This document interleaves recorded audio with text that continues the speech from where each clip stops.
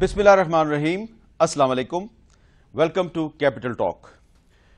Today we have with us Mr. Richard Olson, Ambassador of United States of America to Pakistan. Thank you, Mr. Richard Olson. My first question to you is about the fresh travel warning to the US citizens not to travel to Pakistan unnecessarily. Mr. Ambassador, don't you think that this fresh travel warning, it's very long travel warning. I have the document, 6-page document of the travel warning. It may create some negative impact on the US-Pakistan relations. Thank you, first of all, for having me on the program, Mr. Mir, and assalamu alaikum to your viewers. This is a routine update. We do this periodically. So there is nothing particular that's driving this at the moment. It's a routine update.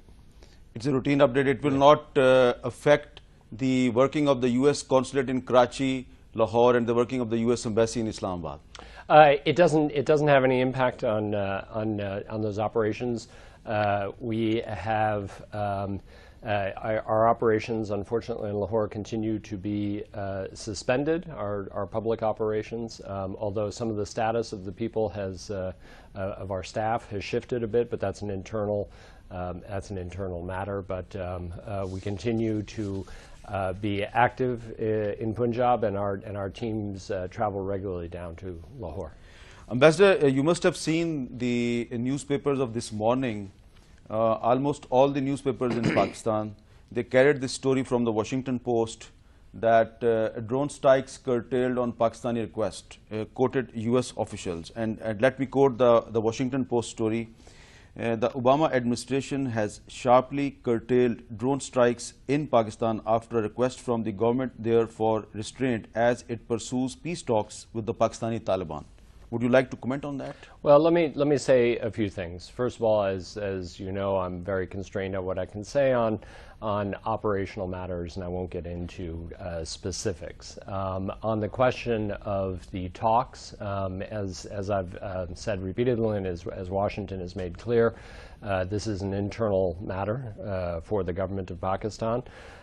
We don't take a position on the talks. Indeed, we favor the establishment of the writ of the state, the authority of the state throughout Pakistani territory, but the methods and tactics that are used are up to the government of Pakistan, and we want to be a good supporter for the government in that regard. Finally, just on the question of drones, I would draw your attention to the President's State of the Union speech, which he gave a week and a half ago or so, in which he talked about the concerns of countries about our approach, and therefore the need for great prudence and vigilance, and for taking account of the concerns of our partners.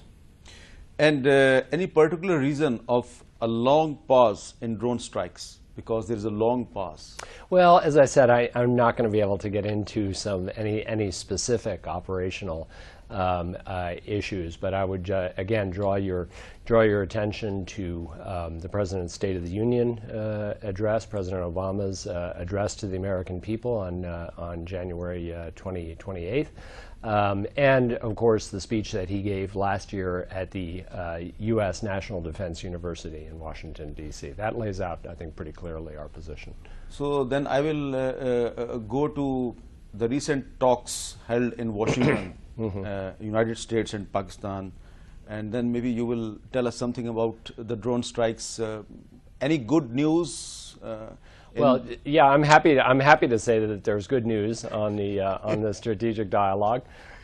We had a very good meeting. There was a strong delegation from the Pakistani side, led by the senior advisor, Mr. Sartaj Aziz, and including Mr. Khwaja Asif, Minister of Water and Power.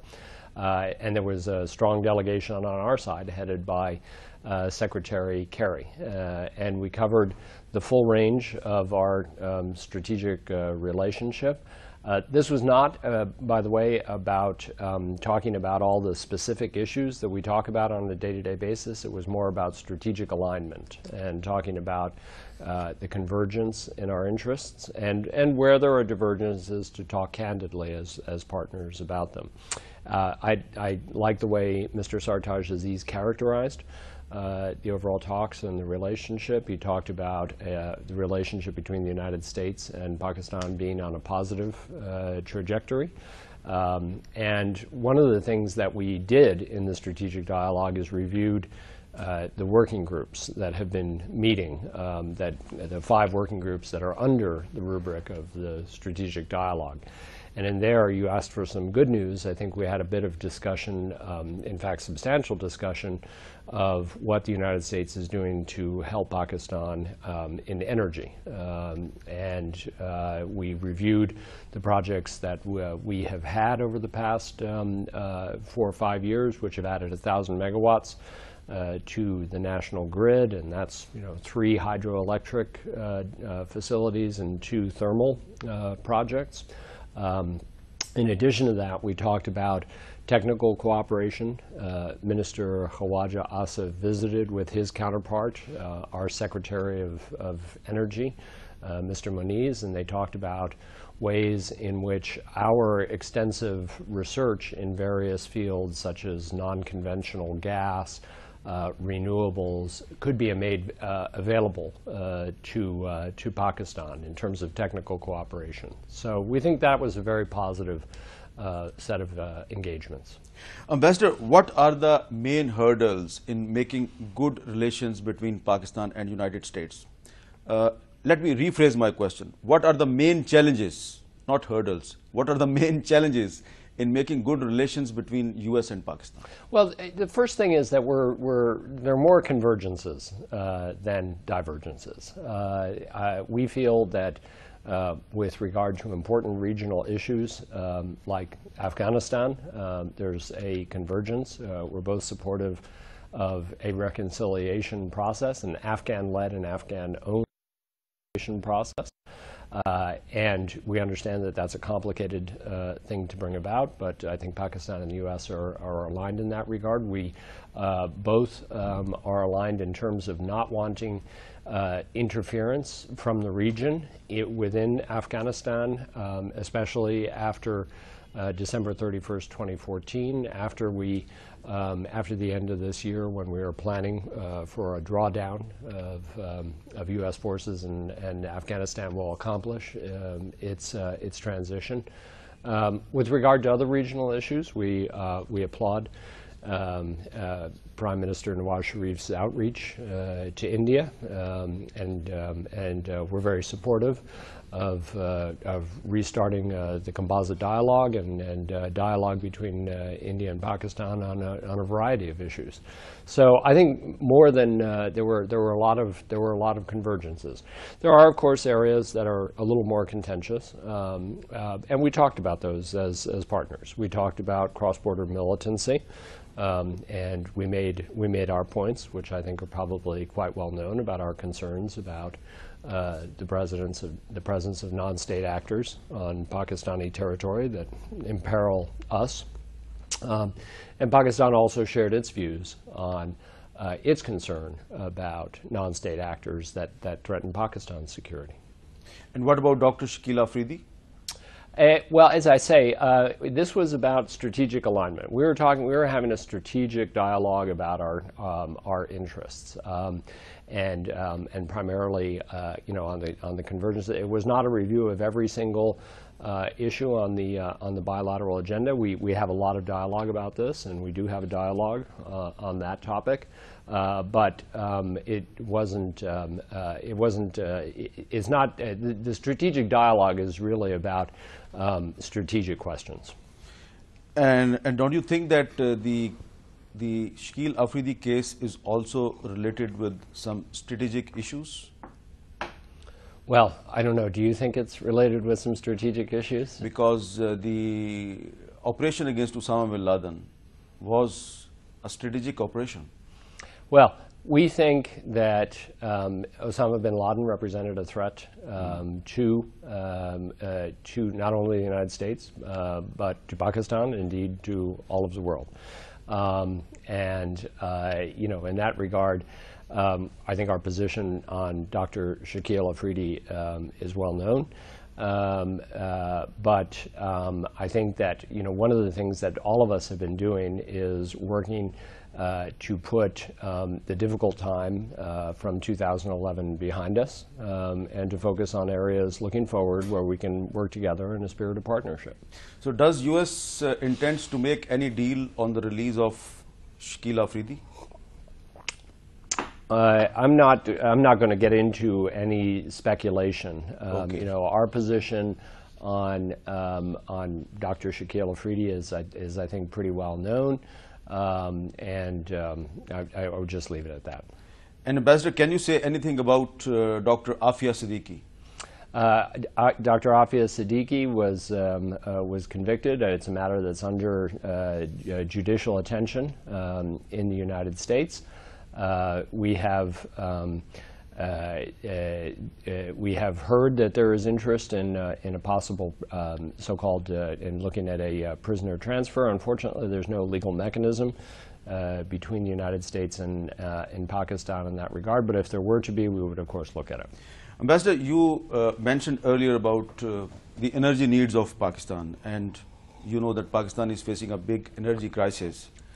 So there is a perception in some political circles in Pakistan and also in a section of media that Pakistan-Iran gas pipeline project will benefit Pakistanis. But why United States is opposing Pakistan-Iran gas pipeline project? Well, we've made clear our position that the pipeline is potentially sanctionable.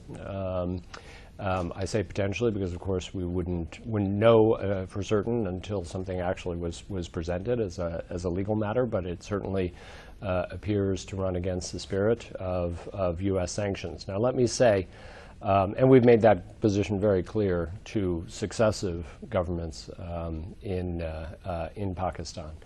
Let me just say that there is a process under which right now the permanent 5 members of the Security Council plus Germany, so including the United States, have negotiated with Iran an interim agreement on non-proliferation. We think this is a very positive step forward, but I would emphasize that this is very early days in terms of any warming of relations with Iran, and that U.S. sanctions do remain in place. So if the relations, the majority of U.S. if the relations between Washington and Tehran improves, ultimately Pakistan will get some benefit. Well, as I say, I'm not going to speculate on where relations go because we have some very difficult issues still to negotiate with the Iranians. We're encouraged with the progress that has been made so far, but we still have many difficult issues to get through. And it's not just the United States, I would emphasize. It's the permanent 5 members of the Security Council plus the P5 plus 1, to put it in diplomatic jargon. Ambassador, this is February 2014. Mm-hmm. What do you see the U.S.-Pakistan relation in February 2015? I'm sorry, the U.S.-Pakistan relationship in... The future of the U.S.-Pakistan relations in 2015. In 2015. Well, to tell you the truth, when I think about the relations between the United States and Pakistan, I try to think very long term. I try to think, where do we want to be, not in 2015, but in 2050?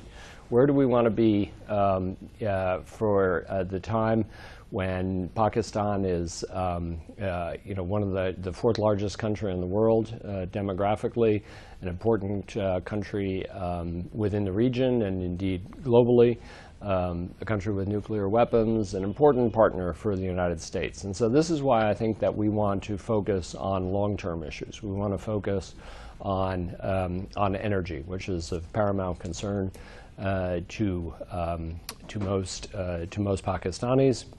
We also want to focus on economic development. We want to focus on how our assistance can be of the best use, but also to encourage investment and private sector involvement in Pakistan. And in that regard, I would like to mention one of the follow-ons to our energy working group, which we held in November last year in Washington. Minister Abbasi and I led a trade delegation to Houston, which is the energy capital of the world, to talk about to encourage American firms, oil majors and others, to invest in Pakistan in two areas. One would be in the importation of LNG, for which the government has a very aggressive schedule. And the other is in exploration and development of Pakistan's indigenous gas reserves. So I think this is the area that we want to encourage in future, is private sector involvement and as much as possible to privatize the relationship, make it about people to people. This is very important, the involvement of the private sector. So we also hope that the private investors from United States come to Pakistan. But don't you think that your recent travel warning to the US citizens will make some negative impact? Well, first of all, the travel advisory is our best advice to our citizens. We do this we do consular information sheets for every country in the world, and they carry our best advice. And I don't think there's anything in the travel advisory that would be that would come as a surprise to readers of Pakistani newspapers, or indeed to viewers of Hamid Mir's show. So nothing to worry. There's no surprises. Nothing to worry there. And we take the advice that we give to our citizens very, very seriously. But at the same time, there are investors who come here and in other places around the world where there are security challenges, and where there are business opportunities, the business will follow. And indeed, the United States is one of the largest investors in Pakistan, historically and still to this day. And we have a number of American companies that operate very successfully here. And they appreciate the fact that there are many liberal features to the economy in terms of being able to repatriate profits, ability to convert easily, and those are things that I think are important. And the company, as I say, the American companies that have been here and have been established for some time do well. And so we try to get that word out to others and encourage them to come and take a look at the opportunities. Ambassador,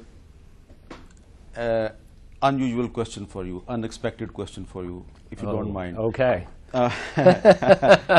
The former president of Pakistan, Mr. Pervez Musharraf, he wants to go to United States for his medical treatment.